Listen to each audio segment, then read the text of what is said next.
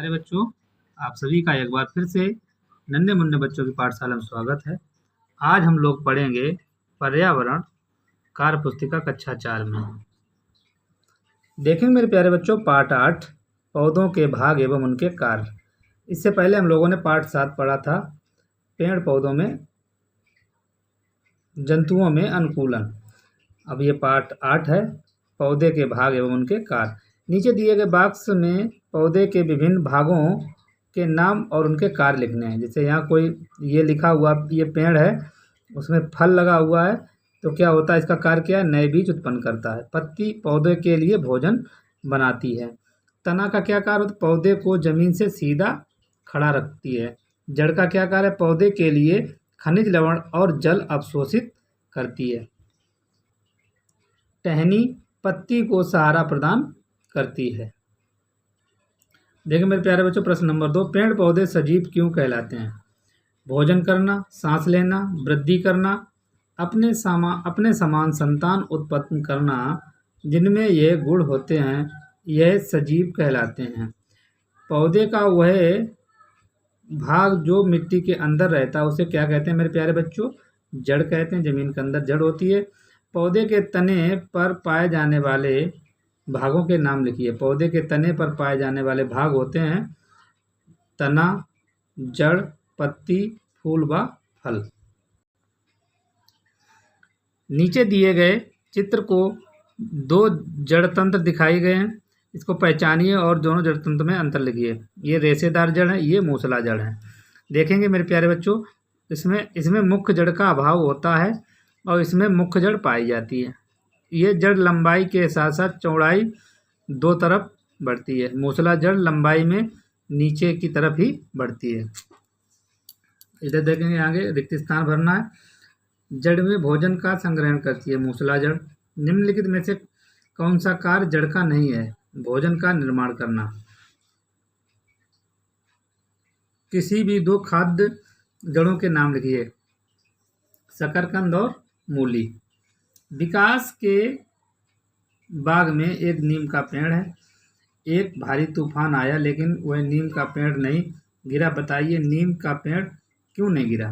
क्योंकि इसके तने मोटे थे, इसकी ऊंचाई की वजह से, इसकी शाखाओं के कारण वह नीचे इसके चारों ओर फैल गई, इसकी बाहरी और मजबूत जड़ों की वजह से। प्रश्न 6 है, निम्न में से कौन सी पत्ती में समानांतर सिरा है? देखो मेरे प्यारे बच्चों ये समानांतर सिरा है। नीचे देखेंगे, नीचे दी गई पत्तियों में से कौन सी पत्ती सरल पत्ती है? ये पीपल की पत्ती को सरल पत्ती कहा जाता है, क्योंकि जिसमें एक ही पत्ती हो, एक ही हो सो सरल पत्ती के, जिसमें टुकड़ों में बटी होती है, जिसमें अब बहुत सारी पत्तियां होती हैं, वो सरल पत्ती नहीं होती है। नीचे चित्र में दी गई पत्तियों को आरती, सुषमा और पायल 2 समूह में वर्गीकृत किया गया है। बताइए निम्न में से किसके वर्गीकरण हैं? देखिए आगे समूह 1, समूह 2। आरती समूह 1 खुरदरा सतह चिकना सतह है। सुषमा का एक क्रमागत व्यवस्था है समूह है, इसमें आमने सामने व्यवस्था है। पायल का है धारदार किनारा है और इसमें समूह 2 में सपाट किनारा है। उपर्युक्त सभी तरीकों में से वर्गीकृत कर सकते हैं। अमन पौधे की एक शाखा को पत्तियों सहित पॉलीथीन और थैली के अंदर बंद कर देता है और अच्छी तरह से धागे से बांध देता है। फिर पौधे को 2 घंटे के लिए धूप में रख देता है। कुछ घंटे बाद पॉलीथीन थैली में पानी की बूंदें क्यों दिखाई देने लगती हैं? कारण बताइए। जैसे किसी चीज़ को पॉलीथीन में बंद करके रख दो, 2 घंटे बाद उसमें बूंदें दिखाई देती हैं। इसका कारण होता है तापमान के आधार पर जलवाष्प संघनित होकर बूंदों में बदलती है। पॉलीथीन के अंदर पानी जो पत्तियों में अतिरिक्त मात्रा में था वाष्पित हो गया और बूंदों के रूप में दिखाई देता है। मेरे प्यारे बच्चों अगला प्रश्न देखेंगे, बाष्पोत्सर्जन क्या है? इसका आ सही है विकल्प, पत्तियों द्वारा उत्सर्जित जल का वाष्पीकरण। पेड़ पौधे श्वसन करते समय कौन सी गैस निकालते हैं? मेरे प्यारे बच्चों पेड़ पौधे जो होते हैं वो ऑक्सीजन गैस निकालते हैं और हम लोग कार्बन डाइऑक्साइड गैस निकालते हैं। निम्नलिखित में से कारक बाष्पोत्सर्जन को प्रभावित करता है। ये सभी प्रभावित करते हैं, वायु, तापमान, प्रकाश सभी। श्वसन, अगला प्रश्न है श्वसन और बाष्पोत्सर्जन में अंतर। एक तरफ श्वसन, एक बाष्पोत्सर्जन। श्वसन का अर्थ है वायु को अंदर लेना या बाहर छोड़ना। श्वसन वह प्रक्रिया है जो भोजन को तोड़कर ऊर्जा उत्पन्न करती है। बाष्पोत्सर्जन, अनावश्यक जल को वाष्प के रूप में बदल कर निकालने की प्रक्रिया। यह वह प्रक्रिया है जिसमें रंध्रों के माध्यम से पौधों के ऊपरी भागों से जलवाष्प के रूप में नष्ट हो जाता है। अगला प्रश्न है पौधे के कौन सा भाग है जो रसोई घर कहलाता है। मेरे प्यारे बच्चों, पत्ती के माध्यम से ही खाना बनता है। निम्नलिखित किस कारण से पत्तियों का रंग हरा होता है। ये क्लोरोफिल के कारण होता है। प्रकाश संश्लेषण किसे कहते हैं। जड़ द्वारा अवशोषित जल तनों द्वारा पत्तियों तक पहुंचता है। सूर्य के प्रकाश में भोजन बनाने की इस क्रिया को ही प्रकाश संश्लेषण कहते हैं। चित्र में पत्ती की आवर्धित भाग दिखाया गया है, ये वो किसका है। चित्र में क्या दिखाया गया, पर्णरंध्र। सतह पर के छिद्रों का क्या कार्य होता है। इन्हीं छिद्रों द्वारा पत्तियां वातावरण से गैसों का आदान प्रदान करती हैं, इन्हीं के माध्यम से पत्तियां कार्य करती हैं। अगला देखेंगे प्रश्न, निम्नलिखित में से कौन प्रकाश संश्लेषण में भाग नहीं लेता। चांद की रोशनी, प्रकाश, जल, लवण, कार्बन डाइऑक्साइड, सूर्य का प्रकाश सभी लेते, चांद की रोशनी नहीं। अगला प्रश्न है हरे पेड़ पौधे भोजन बनाते समय निम्न में से कौन सी वायु को निकालते हैं। तो मेरे प्यारे बच्चों, पेड़ पौधे हमेशा ऑक्सीजन ही निकालते हैं। पौधे अपनी जड़ों के माध्यम से मिट्टी से पानी अवशोषित करते हैं। यह पानी कहाँ तक पहुँचेगा। मेरे प्यारे बच्चों, ये देखिए आ नंबर है सिर्फ 3 तक। कहाँ तक पहुँचेगा, पत्ती तक। रिक्त स्थान को भरना है। हरे पेड़ पौधे प्रकाश संश्लेषण की क्रिया के दौरान CO2 कार्बन गैस लेते हैं और श्वसन के दौरान हरे पौधे ऑक्सीजन गैस को छोड़ते हैं, जिसको O2 कहते हैं। पौधे हवा में ऑक्सीजन की मात्रा बनाए रखने में सहायता करते हैं। कारण लिखिए। जैसे पौधे हवा में प्रकाश संश्लेषण की प्रक्रिया के माध्यम से हवा में कार्बन डाइऑक्साइड लेते हैं, इसे चीनी में परिवर्तित करते हैं और वायुमंडल में ऑक्सीजन छोड़ते हैं। मेरे प्यारे बच्चों, अगला प्रश्न है वनस्पति यहाँ भरेंगे भोजन को खपत और भंडार के लिए पत्तियों से बाकी हिस्सा लेते हैं। देखो किससे, भोजन से। आगे देखेंगे, रमेश के खेत में कुछ आंवले के पेड़ हैं, उसको ये पता लगाने में के लिए क्या करना चाहिए कि कौन सा पेड़ अधिक फल देता है।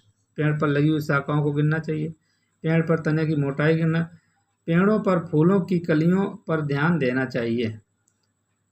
अगला प्रश्न देखिए मेरे प्यारे बच्चों, नीचे दिए गए दोनों फूलों में क्या क्या समानताएं और अंतर हैं। दोनों ही फूलों का रंग बैंगनी है और दोनों में पुंकेसर है।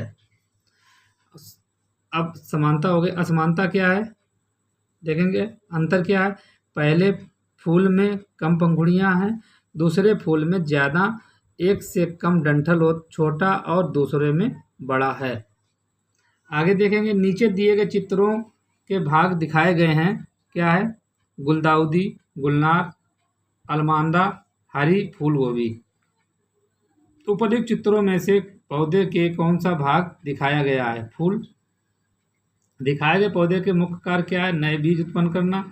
गुलदाउदी, गुलनार, अलमांदा और चमकीले रंगों के कारण आकर्षक है, ये कैसे उपयोगी है। वास्तव में ये आकर्षण का केंद्र तो ही है, साथ ही साथ फूल कीड़ों को आकर्षित करने में भी आवश्यक है एवं प्रजनन में सहायक होता है। पानी में उगने वाले एक पौधे का चित्र दिया गया है, इस चित्र के आधार पर प्रश्नों के उत्तर दीजिए। देखें आगे क्या है, इस पौधे की पत्तियां चौड़ी और पानी की सतह पर तैरती हुई होती हैं, इससे क्या फायदा होता है। इस पौधे की पत्तियां चौड़ी और पानी की सतह पर तैरती हैं तो इससे इसका पत्ता जल रोधक होता है और यह साफ सुथरा दिखाई देता है। अगला क्या है, इस पौधे की पत्तियों की सतह मोम की तरह चिकनी होने से इसका क्या फायदा होता है। इसकी पत्तियों पर पानी की एक बूंद भी नहीं रुकती है, पत्तियां पानी की सतह में थोड़ा ऊंचे होती हैं, इस पौधे के तने खोखले होने से क्या फ़ायदा है? इस पौधे के तने खोखले और स्पंजी होते हैं। इससे हवा भरी रहती है और पानी में तैरने में मदद मिलती है। पानी की सतह पर पहुंचने में इसकी मदद करता है। जलीय और मरुस्थलीय पौधों में तुलना करनी है। विवरण: जड़ें कैसी होती हैं, क्यों? जलीय पौधे और मरुस्थलीय पौधे। जलीय पौधों की जड़ें रेशेदार होती हैं। मरुस्थलीय पौधों की जड़ें गहरी और लंबी होती हैं। इसमें मिट्टी के अंदर जाकर पानी का अवशोषण करते हैं। ये पौधों के पानी की तरह ही सतह पर ही तैरती रहती हैं। पत्तियां कैसी होती हैं, क्यों? जल के वेग का सामना करने के लिए पतले पत्ते होते हैं। इनकी पत्तियों में रंध्र धंसे होते हैं। तना कैसा होता है, क्यों? तने और डंठल नरम और लचीले होते हैं ताकि बिना टूटे लहरों को झेल सके। इतना तना गूदेदार होता है। उदाहरण में कमल और इसमें क्या होता है, कैक्टस। देखो मेरे प्यारे बच्चों, अगला प्रश्न है, अधिक वर्षा वाले क्षेत्र में पानी की पत्तियों में निम्नलिखित में से कौन सा अनुकूलन देखने को मिलेगा, क्यों? मेरे प्यारे बच्चों, इसका डी ऑप्शन सही है, पानी का आसानी से प्रवाह। आगे देखेंगे, शंक्वाकार वृक्ष उन क्षेत्रों में पाए जाते हैं जहां अधिक सर्दी बर्फ गिरती है। शंक्वाकार वृक्ष का कौन सा गुण बर्फबारी में टूटने से बचता है? मेरे प्यारे बच्चों, इसका बा ऑप्शन सही है, पतली सुई की तरह पत्ती। ठंडे प्रदेश में पाए जाने वाले पेड़ों के चित्र दिए गए हैं। निम्न विकल्प में से कौन सा इसकी विशेषता दर्शाता है? तो मेरे प्यारे बच्चों, ये विकल्प दिए गए हैं, इसमें से डी विकल्प मेरा सही है। डी विकल्प में क्या है, दा में इनमें से सभी। ये जो दिए गए हमारे चारों विकल्प हमारे सही हैं। तो मेरे प्यारे बच्चों, इस तरह से मैंने पेड़ पौधे के भाग एवं उनके कार्य को कंप्लीट किया और मेरा पूरा पाठ पढ़ने के बाद आप सभी लोग पेंसिल की सहायता से इसको अच्छी तरह से अपनी कॉपी पे नोट करें और थोड़ा धीरे से लिखें, राइटिंग अच्छा रखें। इसके बाद में अगर मेरा वीडियो अच्छा लगा हो तो इसको लाइक, शेयर और सब्सक्राइब करें। धन्यवाद।